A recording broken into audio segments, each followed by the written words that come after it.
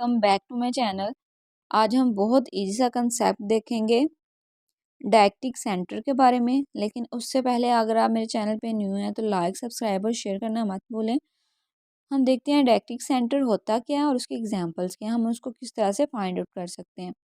So deictic centre indicates where the speaker is at the time of speaking. When someone say I am standing here, they are using a dactic center to indicate their current location. Desk centre हमारा क्या होता है कि जब कोई speaker किसी person से बात कर रहा होता है तो बात करने के दौरान वो ये बता रहा हो कि मैं किस जगह पे हूँ, मैं एट अ टाइम क्या किस जगह पे खड़ा हूँ, तो वो अपनी जब लोकेशन को इंडिकेट कर दे तो वो हमारा डायक्टिक सेंटर में आता है। आई एम स्टैंडिंग हेयर क्या प्रेजेंट कर रहा है कि वो पर्सन जिस जगह पे खड़ा है वो अपनी करंट लोकेशन को प्रेजेंट कर रहा है, बता रहा है कि मैं यहाँ पे खड़ा हूँ। From the certainness alone we can know where here is only the speaker and the person addresses we realize this from context।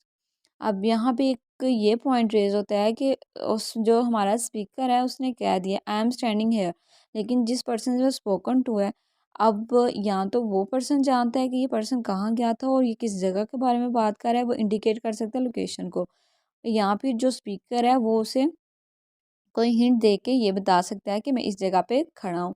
तो ये हमारा जो हम कॉन्टेक्स्टली अंडरस्टैंड करेंगे स्पीकर और स्पोकन टू यू एक दूसरे को अंडरस्टैंड करेंगे कॉन्टेक्स्ट के मुताबिक, वो हमारा डायक्टिक सेंटर में आएगा।